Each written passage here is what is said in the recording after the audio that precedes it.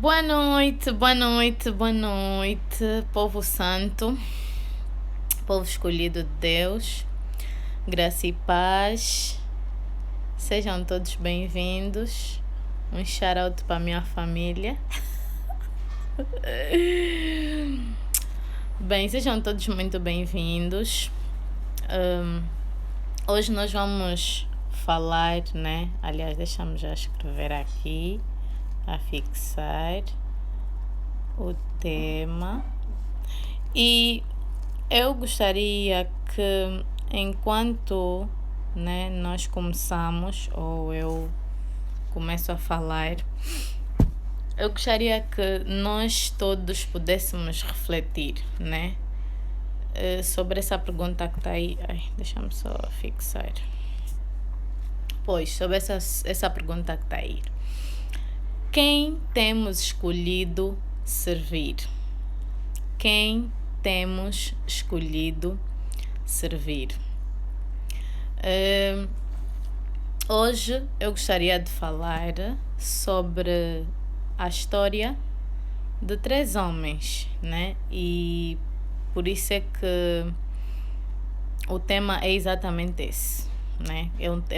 É um tema que acaba por ser uma pergunta, né? De reflexão e de mudança, né? Porque após uma reflexão tem que existir uma mudança, ou uma melhoria, ou uma mudança completamente, uma mudança drástica. Então, eu gostaria de falar sobre a história de 3 homens, né? E para isso nós vamos, se vocês puderem, né, abrir as vossas Bíblias no livro de Daniel, capítulo 3, e eu vou começar a partir do versículo 1. E diz assim: O rei Nabucodonosor fez uma estátua de ouro, cuja altura era de 60 côvados e a sua largura de 6 côvados. Levantou-a no campo de Dura, na província de Babilônia. E o rei Nabucodonosor... esse nome me aquece, é? E o rei Nabucodonosor mandou ajuntar os sátrapas, os prefeitos, os presidentes, os juízes, os tesoureiros, os conselheiros, os oficiais e todos os governadores das províncias para que viessem à consagração da estátua que o rei Nabucodonosor tinha levantado. Então se ajuntaram, né, os sátrapas, os prefeitos, os presidentes, os juízes, os tesoureiros, os conselheiros, os oficiais e todos os governadores das províncias para a consagração da estátua que o rei Nabucodonosor tinha levantado, e estavam em pé diante da imagem que Nabucodonosor tinha levantado. Bem, nós aqui podemos ler, né, sobre um rei, que é o rei Nabucodonosor, e ele tinha mandado, né, levantar ou criar ou construir, conforme vocês acharem melhor, uma estátua de ouro, né? E nós podemos ver aqui 60 côvados. É mesmo uma senhora estátua. E podemos ver, né, as dimensões. E para além, ele não só mandou, né, levantar essa estátua, como ele também tinha lançado um decreto. Ou seja, ele não fez a estátua só por fazer, só para as pessoas simplesmente olharem para ela. Não, ele fez a estátua com um propósito. E esse propósito, né, era que as pessoas adorassem essa estátua. E ele mandou reunir todos os oficiais, todos que vocês possam imaginar, naquele povo, naquela cidade, para então, pela anunciar, né, a construção desta estátua e tudo mais, e o que é que iria acontecer em seguida.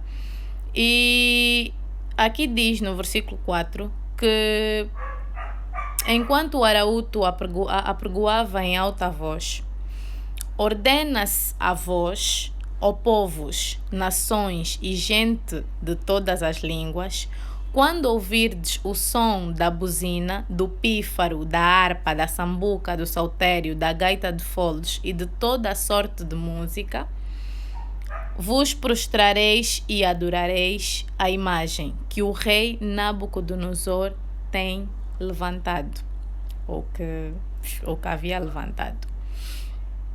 Então, nós aqui já conseguimos perceber qual era o real motivo, né, da existência ou da construção da estátua.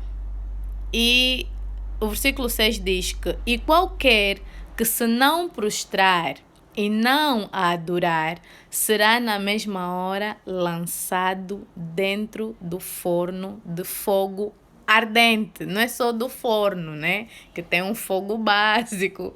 Já sabemos que fogo é fogo, mas aqui especifica fogo ardente. É mesmo para sabermos, ou para as pessoas saberem naquela altura, e hoje nós termos uma ideia do que é que realmente, ou com quão intenso era este fogo. E pronto, né? É um decreto. Ele era o rei, ele é que sabia. Ele escolheu que tinha que construir uma estátua e que a estátua tinha que ser adorada e que as pessoas tinham que se prostrar a ela. Escolheu, está escolhido. Ele é o rei, ele é que sabe. Contudo, né, e pronto, mais em diante explica que realmente assim aconteceu, quando todos ouviram os sons desses diversos instrumentos, assim o fizeram, prostraram-se e adoraram a estátua. Entretanto, haviam 3 homens que não o fizeram, e o versículo 8 diz assim: ora, no mesmo instante se achegaram alguns homens caldeus e acusaram os judeus. Esses homens eram judeus que não aceitaram cumprir com o decreto. E falaram e disseram ao rei Nabucodonosor: ó rei, vive eternamente. Tu, ó rei, não fizeste um decreto pelo qual todo homem que ouvisse o som da buzina e todos os instrumentos tinha que se prostrar e adorar a estátua de ouro? E qualquer que não prostrasse, ou se não prostrasse, seria lançado no forno de fogo ardente. Pronto, essa parte nós já percebemos, né? Os tais homens é que foram já lá falar no rei. Foram já aquecer a situação. E disseram, né, que há uns homens judeus que tu constituíste sobre os negócios da província de Babilônia. Ou seja, esses homens que não aceitaram, que se recusaram a adorar ou a prostrar-se mediante ou perante a estátua, eram homens que foram instituídos ou constituídos pelo próprio rei sobre os negócios daquela província. Mas eles recusaram-se, e glória a Deus por isso. Enfim, aqui diz, né? Ele depois menciona os nomes, né? Sadraque, Mesaque e Abdenego. Esses homens, ó rei, não fizeram caso de ti. Até os deuses não servem, né? Nós sabemos, pronto, não sei se vocês sabem, mas acredito que sim, né? Antigamente as pessoas tinham muitos deuses.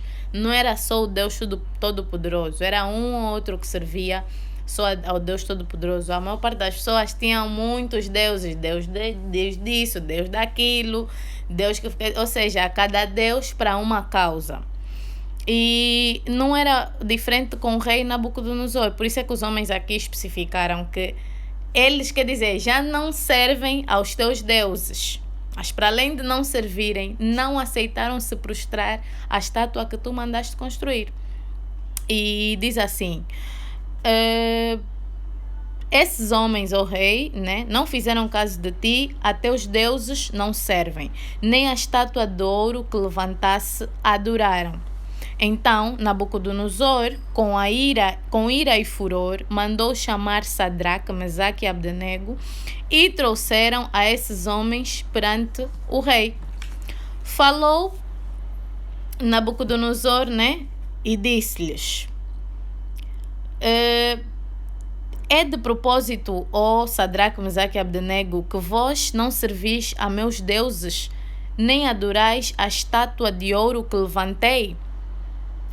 Agora, pois, se estás prontos, quando ouvirdes, né, o som daqueles instrumentos todos que já havíamos falado, vocês vão ter que se prostrar. Vocês vão se prostrar, vão adorar a estátua que eu mandei construir, né? E ele ainda diz: bom é que o façam, né? Porque se não a adorardes, sereis lançados na mesma hora dentro do forno de fogo ardente. E quem é o Deus? Essa parte aqui que é boa, né? Quando as pessoas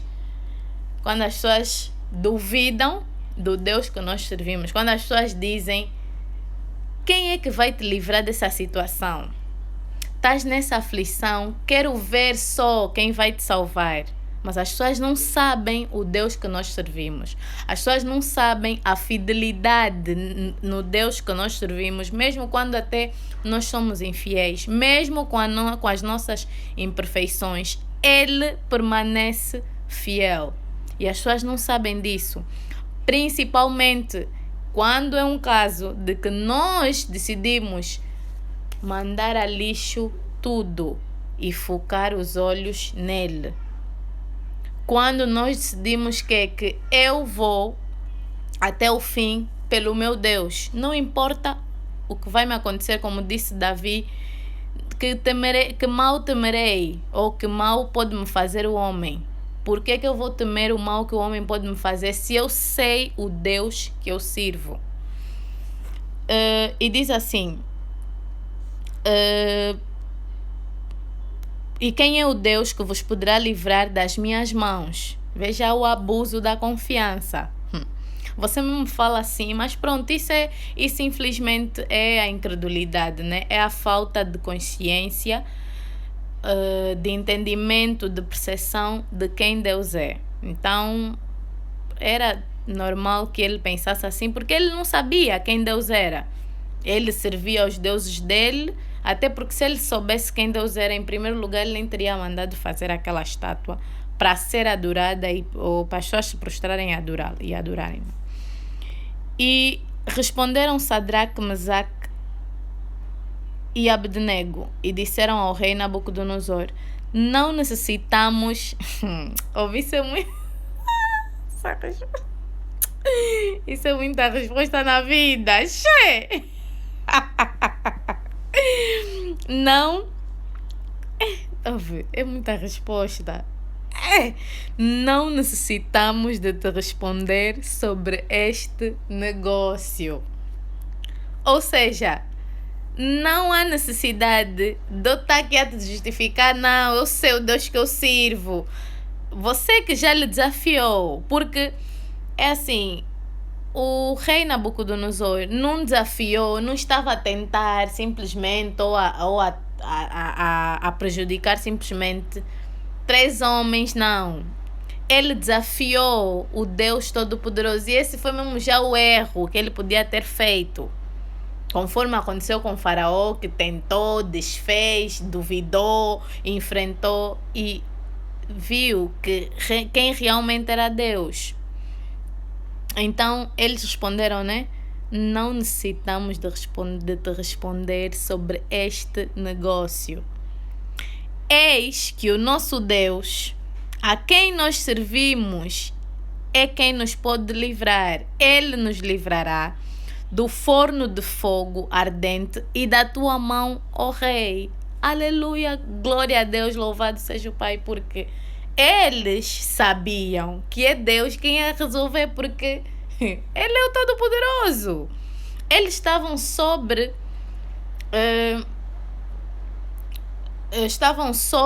a autoridade de um rei. Então, você está sob a autoridade de um rei, você não tem como desobedecer o rei, né? Ou seja, não tens como impedir o que o rei possa te fazer. Você desobedece o rei porque quem é maior é Deus. E você, para desobedecer a Deus e uma autoridade instituída por Deus, é mais fácil você desobedecer a autoridade instituída por Deus. Porque você vai estar a obedecer a Deus. Muitas das vezes isso acontece conosco. Nós somos colocados em situações em que temos que fazer o bem e o mal. Mesmo assim, mesmo entre a espada e a parede, Ou você confessa que você não acredita em Deus, que Deus não existe, ou então você morre. Essa é a sassassa, é aí já que vamos saber se servimos a Deus ou não. Se realmente confiamos nesse Deus Todo-Poderoso. Enfim, depois, no versículo 18 diz, e se não, fica sabendo, ó rei, que não serviremos a teus deuses, nem adoraremos a estátua de ouro que levantaste. Ou seja, se sim, se não, nós não vamos fazer. Se Deus nos livrar, se não, nós permanecemos fiel àquilo que nós acreditamos. A quem nos criou, a quem nos salvou, a quem cuida de nós. Amém? E Nabucodonosor ficou mais irritado. Você está a gozar com a minha cara. Então vocês estão a me dizer, eu já vos perguntei quem é que pode vos livrar. Vocês ainda estão a vir me dizer, que ele pode vos livrar, e mesmo que não vos livrar, vocês não querem saber, vocês estão mesmo a me desafiar. Essa parte mesmo é de irritar ainda mais. É tipo o inimigo, quando tu escolhes fazer o que é certo, ele vai se levantar porque ele fica extremamente irritado. Por quê? Porque você escolheu obedecer a Deus e não escolheu obedecer a ele. E o versículo, no versículo 19, ele, para além de ter se enchido de furor, ele mudou o aspecto do seu semblante contra eles. E disse, naquele momento falou e ordenou que se aquecesse 7 vezes mais do que costumava se aquecer. Quer dizer, já se aquecia, né? O fogo já era ardente, né? De uma certa forma. Mas por causa de não terem só desobedecido, ainda terem lhe enfrentado ainda mais e lhe desafiado, ele mandou acender 7 vezes mais forte.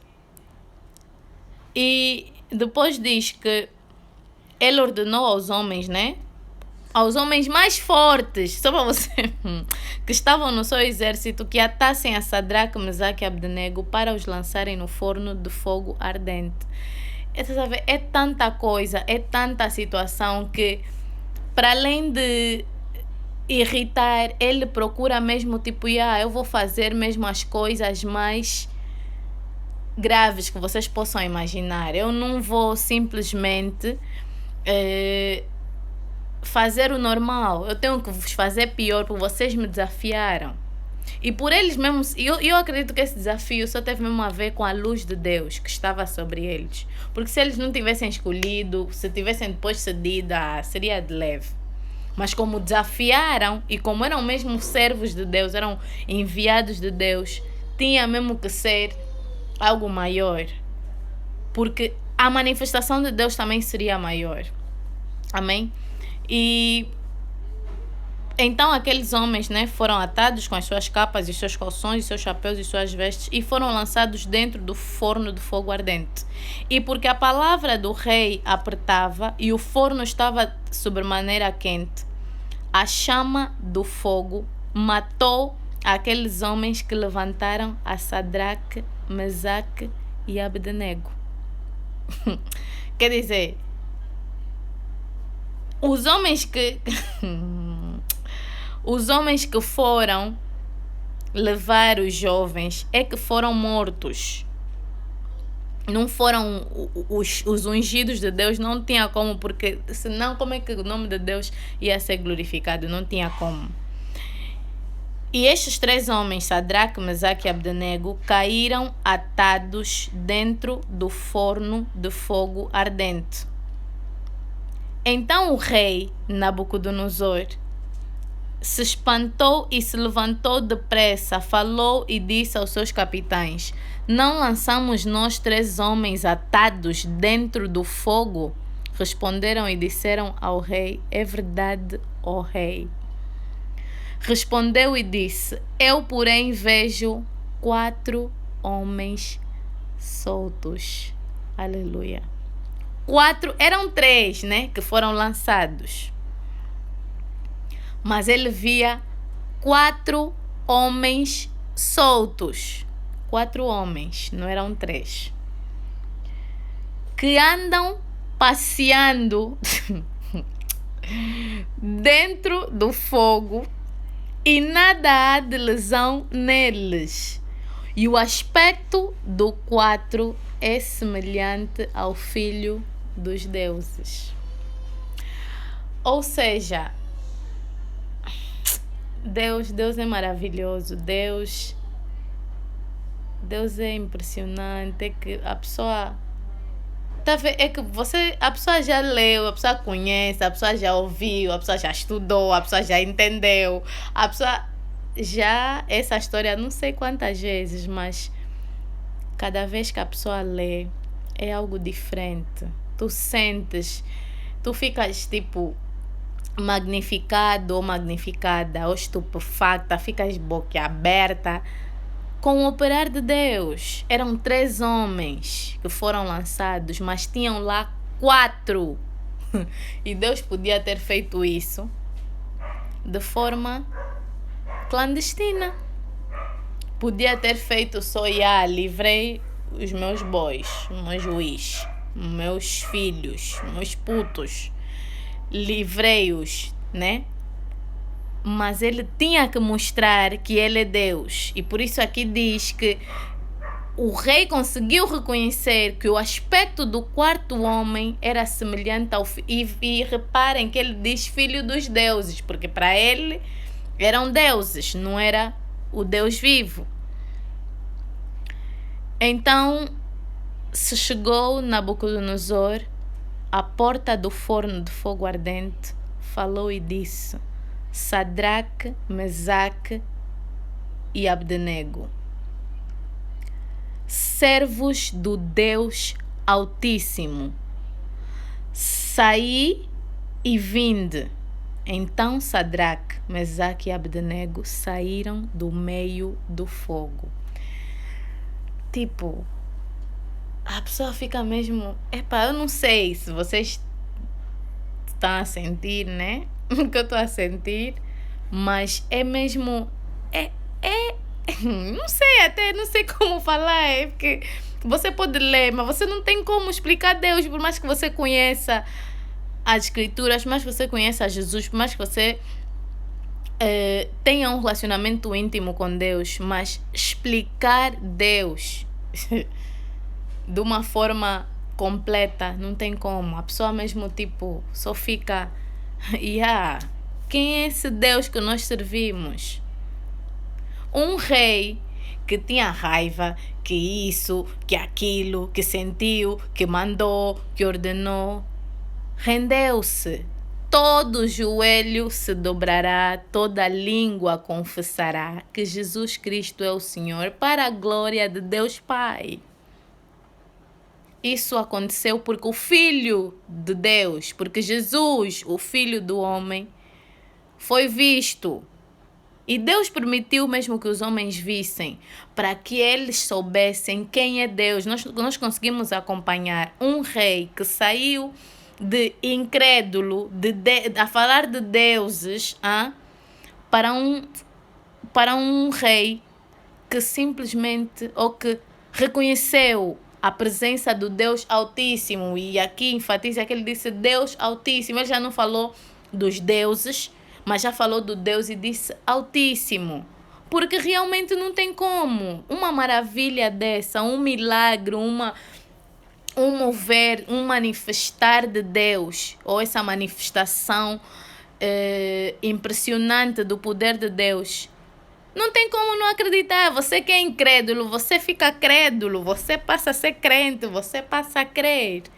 Porque há um Deus que é maior que qualquer circunstância. Sabe o que? Um forno que estava 7 vezes mais quente, ao invés de matar as pessoas, ou seja, ainda passearam. O que é que nós percebemos com isso? Que nesse ponto, que no meio da tribulação, se você permanecer fiel a Deus, se permanecer fiel àquele que te chamou, porque Deus disse, não farás para ti imagens de escultura e não te prostrarás nem adorarás a elas. E foi baseado nisso que esses homens não aceitaram fazer ou cumprir conforme o decreto do rei. Foi baseado nisso que eles disseram não, porque só ao nosso Deus é que nós podemos nos prostrar. Só a Ele é quem nós podemos adorar, mais ninguém. Só ao nosso Deus é que nós podemos adorar. Então nós nos recusamos. Esse nosso Deus que vocês tanto falam, é Ele quem vai nos livrar.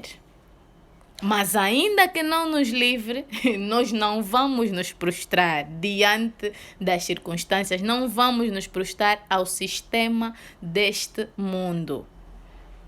E por permanecerem fiéis, por confiarem que se sim, se não, os nossos olhos, o nosso coração, aliás, tem que estar em Deus. Nós temos que permanecer fiéis por terem essa atitude.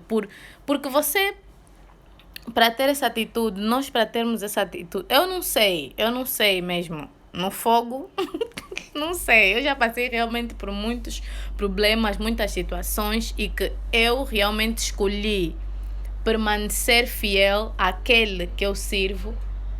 E foram situações de muita aflição. Pronto, fogo ardente, nós podemos imaginar aquilo, né? Pode queimar aqui ou pode sei lá o quê. Eu não sei qual seria a minha reação, mas eu já passei por muitas situações que não foi mesmo fácil. Não foi fácil, enquanto doía, mas eu tive que permanecer fiel. Mas estamos a falar do fogo. Ninguém sabe. Eu não sei. Só Deus é que sabe se eu realmente teria sido fiel ou permanecido fiel a Ele.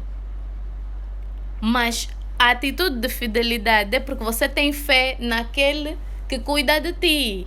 É conforme Abraão. Ele recebeu um filho da promessa e depois Deus lhe pediu, ou lhe foi pedido esse mesmo filho para ser sacrificado.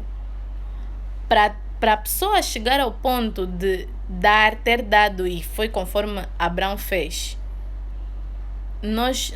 tem que ter um nível de fé extremamente alto. Você tem que saber quem é que te chama pelo teu nome. Você tem que saber que todas as coisas cooperam juntamente para aqueles que amam a Deus e são chamados pelo seu decreto.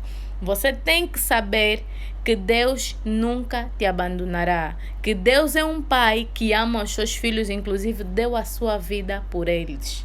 Então, um pai desses, e nessa época tinha-se o exemplo de Abraão, que foi para dar o filho, mas o filho não foi sacrificado. Deus depois disse, sacrifica outra coisa. Mas tudo isso é a nossa atitude. Porque para eles permanecerem, não, eu não vou me prostrar, não vou fazer conforme esse rei. É porque eles sabiam que Deus era poderoso para os livrar daquilo. Mas ainda que não os livrasse, Ele continua a ser digno de toda a honra, glória, louvor, poder e majestade, porque Ele sabe de todas as coisas. Mas a confiança mesmo que nós temos é que Deus sempre quer o melhor para nós. Ele sempre cuida de nós. Seja permitindo situações adversas acontecerem, Ele sabe e Ele tem um propósito para tudo. Conforme diz a palavra, tudo mesmo coopera para o nosso bem e coopera.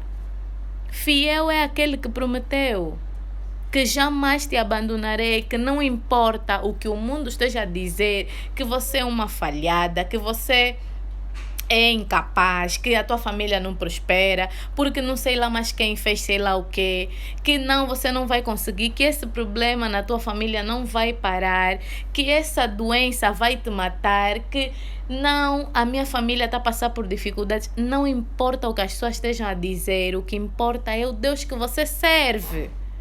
Porque imagina um Deus que livrou esses homens da cova dos leões, não, foi Daniel, que livrou esses homens da fornalha de fogo ardente, 7 vezes mais ardente do que o normal.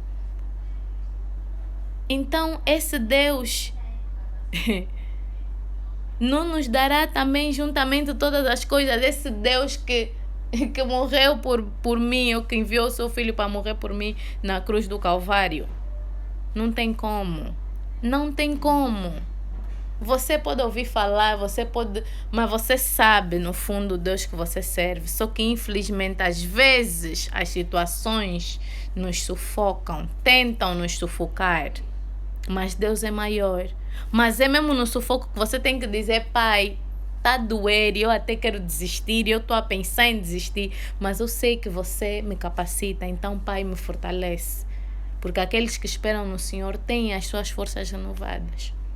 Então você pode estar na aflição, mas se você está à espera do Senhor, se você espera no Senhor, Ele vai renovar as tuas forças até o teu problema ser resolvido. Ele vai te consolar, Ele vai cuidar de ti até o teu problema ser resolvido.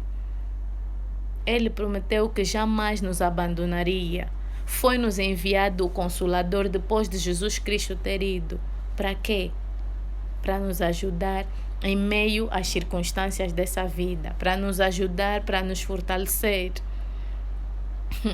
E desquebra aquela pessoa que te falou, que te disse, que tentou, ainda vai acabar por servir, porque a tua história tem que ser testemunho, tem que servir para a glória de Deus. Não é só porque Deus te ama muito e ponto, não. Para além desse, como é? Por trás desse amor tem também a glória de Deus. Porque as pessoas precisam saber que existe um Deus que é todo-poderoso e que nos ama incondicionalmente, mesmo com as nossas falhas, mesmo com os nossos erros, mesmo a cairmos, Ele está sempre aí. Amém? E foi o que aconteceu. Nabucodonosor dobrou os seus joelhos. E nós vamos já ver agora o que ainda aconteceu. Aqui diz, né? Saiam do fogo, vindo, né? E eles depois saíram do meio do fogo. Então, todo aquele povo que tinha se juntado para fazer algo que desagrada a Deus, no qual os 3 homens se recusaram, voltaram a se reunir, né? Ajuntaram-se, aqui diz que ajuntaram-se os sátrapas, os prefeitos, os presidentes, os capitães do rei, contemplando estes homens. E viram que o fogo não tinha tido poder algum sobre os seus corpos, nem um só cabelo da sua cabeça se tinha queimado. Nem as suas capas se mudaram, nem cheiro de fogo tinha passado sobre eles. Aleluia! Isso, óbvio, é que só não tem como descrever. É algo que há. Se nós que estamos aqui a ler estamos estupefactos, imagina aqueles que estavam lá. Aqueles que presenciaram mesmo, que viram mesmo o que aconteceu. E depois diz que... ok, agora me perdi. Não. Nem cheiro de fogo tinha passado sobre eles. Falou Nabucodonosor e disse: bendito... Um rei mesmo que tinha dito: quero ver quem é esse Deus que vai vos livrar. Bendito seja o Deus de Sadraque, Mesaque e Abdenego, que enviou o seu anjo e livrou os seus servos, que confiaram nele. O segredo: confiança. Confiança no Senhor.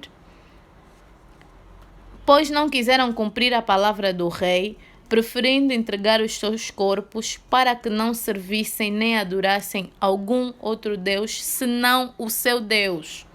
Por mim, pois, glória, é feito um decreto pelo qual todo o povo, nação e língua que disser blasfêmia contra o Deus de Sadraque, Mesaque e Abdenego seja despedaçado e as suas casas sejam feitas um monturo. Monturo é o quê? Porquanto não há outro Deus que possa livrar como este. Então o rei fez prosperar a Sadraque, Mesaque e Abdenego na província de Babilônia. O mesmo rei que tinha feito um decreto para que todos adorassem a estátua que ele mandou construir, o mesmo rei que fez isso e que desafiou o Deus Todo-Poderoso e que achou que ele fosse o Deus de tudo, ele era o Senhor e tudo mais. Esse mesmo rei é que, após ter visto a glória de Deus, aleluia, ele se prostrou diante desse Deus. Ele, após ter visto isso tudo, fez o quê?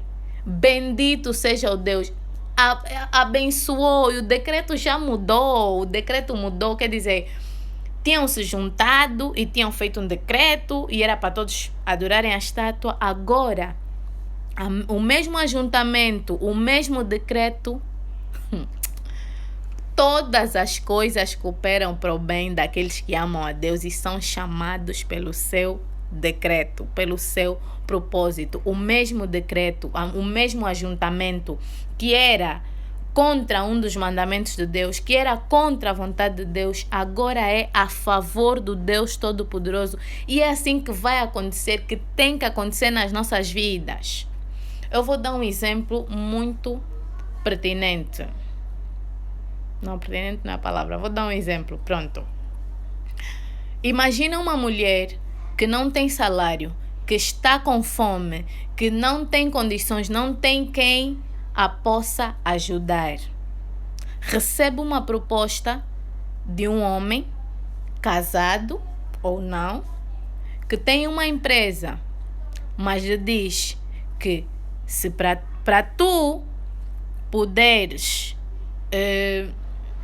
ter um emprego, a situação está mal. Agora, então, nesse tempo de Covid, graças a Deus, tem muita gente a empreender. Graças a Deus, apesar das coisas estarem mal, Deus continua a nos abençoar e não tem nos faltado nada. Podemos ter tempos de mais abundância, podemos ter tempos de mais apertos, mas o pão na nossa mesa não falta. Infelizmente, há pessoas que realmente nem sequer o pão têm. É verdade. Mas a realidade é uma. Do jeito que as coisas estão, muita gente perdeu o emprego. Aparece uma proposta dessa. E o que acontece? Simplesmente a mulher diz: eu não vou, porque prostituição é um pecado contra mim, contra o meu Deus. Eu me recuso, eu decido confiar em Deus, ainda que eu passe fome, eu sei o Deus que eu sirvo. Eu sei o Deus que eu sirvo, eu não vou aceitar. E essa mulher recusa. Ela está sujeita a passar fome, está sujeita a morrer, inclusive, por falta de alimento. Mas ela sabe o Deus que ela serve. E ela sabe que Ele não vai lhe abandonar, que Ele é poderoso para fazer glorificar o seu nome através da situação dela. Muitos somos nós em casos como esses. Muitos de nós passamos por estas situações de quê? De estarmos apertados e surgir um atalho, surgir um caminho fácil. Surgir um caminho fácil. Para quê? Para nós nos dobrarmos perante o sistema desse mundo. Para nós deixarmos o nosso Deus e servirmos ao inimigo. Servirmos a esse mundo. Perdão. Por acaso, há dias, encontrei-me com uma moça e ela contou-me o testemunho dela. Ela até só estava a falar, mas aquilo para mim é já um testemunho. Foi só um desabafo. Mas eu vi a glória de Deus naquilo. Eu vi a mão de Deus naquilo. Ela disse que ela estava tentando dar entrada para o casamento. E a cédula sempre esteve lá, né? Com todos os documentos. Começa já o primeiro assunto, vai procurar os documentos, a cédula não está. E ela, ficou naquela, como é que eu vou fazer, como é que não sei o que eu faço, ainda desentendeu-se com a mãe, porque a mãe supostamente é que mexe nos documentos, pronto. Solução era tratar uma outra cédula. Ela vai para a conservatória para tratar a cédula e encontra um amigo que supostamente nunca quis nada com ela. Se quis, nunca tinha lhe dito. O que é que o moço lhe diz? Ela diz, eu estou aqui, por favor, me ajuda só. Tenho que marcar a data do casamento, mas agora a cédula desapareceu e tenho que fazer cópia, não sei o quê, para tratar o assento. O moço diz, eu te ajudar a casar? Você é maluca? Eu mesmo já não casa, fica assim, do nada. Tudo muito bem, passou. Dia seguinte, ela decidiu, vou ficar aqui. Encontrou-se novamente com o moço, né? Parece que não conseguiu tratar no mesmo dia. Dia seguinte, parece que o moço, no final do dia, disse-lhe assim, tá bom, não, aguarda só mais um pouco, eu já estou quase a sair, eu vou te ajudar, mas temos que ficar juntos. Eu até o exemplo da prostituta, nem me lembrei da moça, mas agora lembrei-me. Tens que ficar comigo, vou te ajudar, senão vais ficar aí, vais secar. Ela disse não, por causa de uma cédula. Não. O inimigo já está a tentar muita coisa, eu vou continuar a confiar no meu Deus. E tá aí, conseguiu tratar a cédula, tratou assento e tudo vai. Conclusão, o inimigo é mesmo assim, vai trazer situações e qual seria? Ela podia ter dito, não, eu quero casar, vou só vou fazer, não há problema nenhum. O meu noivo nem precisa de saber. Mas ela sabia o Deus que ela servia, porque a ele todas as coisas são patentes, nada lhe é encoberto. Pode pensar, não, porque Deus não está me vendo, o fulano não está a me ver, mas Deus está a te ver. Deus está a te ver. E está aí. Para dizer o que muitas das vezes é mesmo naquilo que nós queremos que vai nos aparecer um atalho. Não. Trata no business, não, trata naquilo, não, me dá só isso, vou te dar aquilo. Muitos atalhos, para quê? Para nos dobrarmos ao sistema desse mundo. Não é isso que Deus quer. Quem temos escolhido servir? E outra coisa, eu não sei, mas eu acredito que se ela tivesse aceitado, o casamento podia não acontecer. Porque o inimigo, ele faz mesmo isso. E realmente, muitas das vezes, Deus tem compaixão de nós, independentemente das nossas falhas. Mas ele também quer aqui. Porque normalmente uma atitude dessa mostra que a pessoa nem sequer está preparada para casar. Porque já no casamento com o pai, né? Casamento, o pai e ela, já está assim, por querer tanto o casamento, ou seja, você quer tanto uma bênção que você é capaz de tropeçar na vontade de Deus.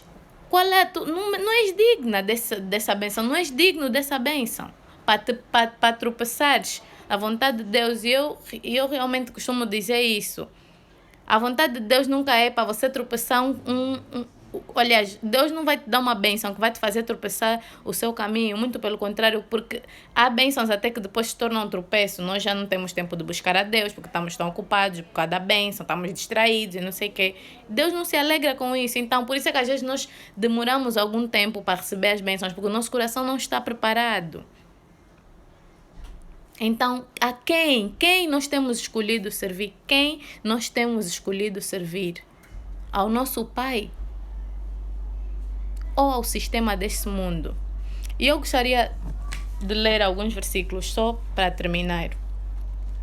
Primeiramente, João 6:38.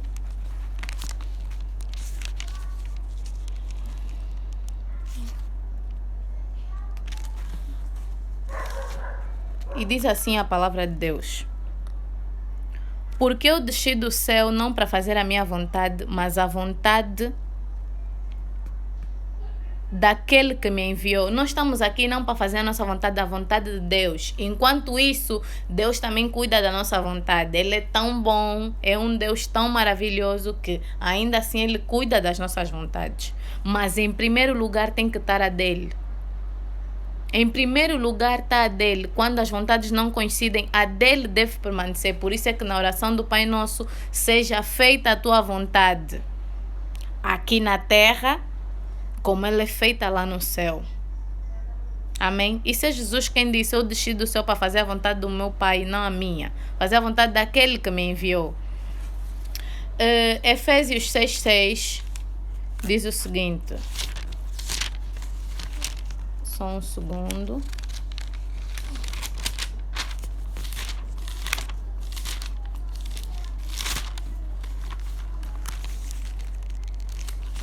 Efésios 6,6. Aliás, começa no versículo 5. Vós servos, obedecei a vosso Senhor segundo a carne com temor e tremor, na sinceridade de vosso coração como a Cristo, não servindo à vista como para agradar aos homens, mas como servos de Cristo, fazendo de coração a vontade de Deus, servindo de boa vontade, como ao Senhor e não como aos homens, sabendo que cada um receberá do Senhor todo o bem que fizer, seja servo, seja livre. Ou seja, o nosso servir tem que ser bem ou digno, estando a olharem para nós, estando as pessoas a verem ou não. Não é só... Aqui fala especificamente das pessoas que têm chefes e não sei o que, ou que têm senhores e tudo mais. Naquela época eram, né, servos e senhores, ou escravos e senhores. Eu não vou só fazer as coisas quando as pessoas estão a ver bem, não. Tenho que lembrar que Deus vê tudo. E, aliás, como tudo é para Ele, todas as coisas são para Ele. Então, por isso é que Paulo aqui exortou que nós temos que servir, ou seja, fazer as coisas como se estivéssemos a fazer para Deus com excelência. Não porque não, ninguém está a ver, faço só a caiqueta. Alguém está a ver, faço já com excelência. Não é isso que Deus espera de nós. Gálatas 1:10. E eu amo muito esse versículo. Diz o seguinte. Paulo estava a dizer: porque persuado eu agora a homens ou a Deus, ou procuro agradar a homens? Se estivesse ainda agradando aos homens, não seria servo de Cristo. É assim, enquanto nós estivermos a agradar a Cristo, isso vai implicar nós agradarmos homens, mas vai ter situações que nós vamos desagradar certos homens porque vamos estar a agradar a Deus. Por isso é que Paulo aqui estava a dizer, então eu, na realidade, eu estou aqui para fazer o quê? Estou aqui para agradar a homens ou a Deus? Porque só para agradar a homens, então não sou servo de Cristo. Porque conforme Cristo disse que estava para fazer a vontade de Deus e não a dele, assim somos nós. Estamos aqui para agradar a Deus. E quando a vontade do homem e de Deus não coincidirem, a de Deus tem que prevalecer. Amém? A de Deus tem que prevalecer em nome de Jesus. Porque é por causa disso que muitas das vezes não recebemos muitas bênçãos. Porque no escuro, onde não tem ninguém a ver, nós estamos a fazer a vontade do homem. Nós estamos a desagradar a Deus. Estamos a escolher servir ao homem, escolher servir o inimigo e não servir a Deus. Conforme Josué disse, eu não sei se vocês vão servir os deuses que os vossos pais serviram, se vão servir quem, mas eu e a minha família serviremos ao Senhor. É uma decisão que nós temos que tomar, é algo que nós temos que decidir fazer em nome de Jesus. Amém?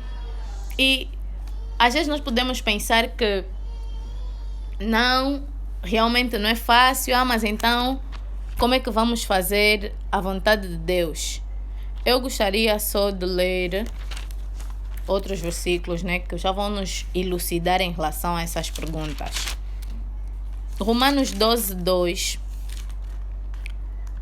diz que não vos conformeis com este mundo, mas transformai-vos pela renovação do vosso entendimento, para que experimenteis qual seja a boa, agradável e perfeita vontade de Deus. Ou seja, nós em muitos casos somos exortados a não nos conformarmos, não, já está mesmo mal aqui, só vai assim. Não, nós temos um Deus que opera no impossível. O impossível é a especialidade dele. Temos um Deus que ele opera mesmo. Está vendo aí onde as pessoas mesmo dizem que... Ainda em tempos também ouvi testemunho de alguém que também foi assim. Eu disse, eu não estava mesmo a conseguir. E na altura ela por acaso pediu-me conselho em relação a isso. Eu lhe disse, tu tens que pôr mesmo os teus olhos em Deus. É Deus, não importa se está difícil ou não. É Deus quem vai abrir a porta para ti. Porque a porta que ele abre, ninguém fecha. Se for da vontade dele, tu vais entrar nesse emprego, um emprego que é muito difícil, que é só com cunha, que é não sei o quê. Não há cunha, tua cunha é Jesus. Tua cunha é Jesus, não é mais outra pessoa. Claro que Deus usa sim de pessoas para nos ajudarem, mas você não pode pensar porque não tem aí ninguém para ajudar. Você não vai conseguir, não. É Deus quem te chama para prosperar. É Ele quem te faz brilhar nesse mundo. Então você não pode se dobrar ao sistema desse mundo e tá aí. Olha, ela disse que não. Como é? Eu que nem sei nadar, o teste correu mal, mas passei até. Ela diz que até hoje não entende como é que ela passou. Não entende o quê? É Deus. Quando você não entende, é mesmo Deus. Porque no teu entendimento, dificilmente vamos pensar, não, mas principalmente como? Se a porta abriu como? Se o dinheiro veio de onde? Se não tinha comida e de repente apareceu alguém que te deu isso, que te deu aquilo. É Deus. Porque Deus sabe das nossas necessidades, Ele envia a pessoa para nos ajudar. Ele abre caminhos onde não há caminhos, conforme Moisés fez. O povo estava entre os egípcios e o mar. Deus disse, e já estavam a murmurar, vamos sair daqui, nos tiraram dali para sofrer, valia a pena morrer ali como escravo, do que agora vir morrer aqui na mão dos egípcios. Então, Deus disse a Moisés, puxa o cajado. Abriu o mar abriu, passou o povo. E na hora de passar os egípcios, Deus até podia deixar os egípcios passar, mas como o nome dele não seria glorificado, ele fez o quê? Fechou o mar, porque era mesmo só. Ou seja, há portas que Deus vai abrir que é mesmo só para ti. Nada de pensar porque não, fulana não conseguiu, aí tá rijo. É mentira. Põe os teus olhos em Deus. É Ele quem vai te capacitar. É Ele o impossível, a especialidade de Deus. Oh, glória, aleluia. O impossível é a especialidade de Deus. Aquilo que não está no meu nível, na minha capacidade, é o que Deus faz. É o que Deus tem preparado para nós. E nós somos alertados sobre isso várias vezes na palavra. E aqui diz, mas renovai o vosso entendimento, para que vocês descubram, saibam qual é a boa, perfeita e agradável vontade de Deus. Por quê? Porque é assim que tem que ser. Porque se não renovarmos, vamos estar, não, aqui mesmo assim, só vai assim, no sítio X, só entra com bis, não só entra... Não, teu bis, tua cunha é Deus, é Jesus, acabou, ponto final. A palavra de Deus diz em 1 João 5,14.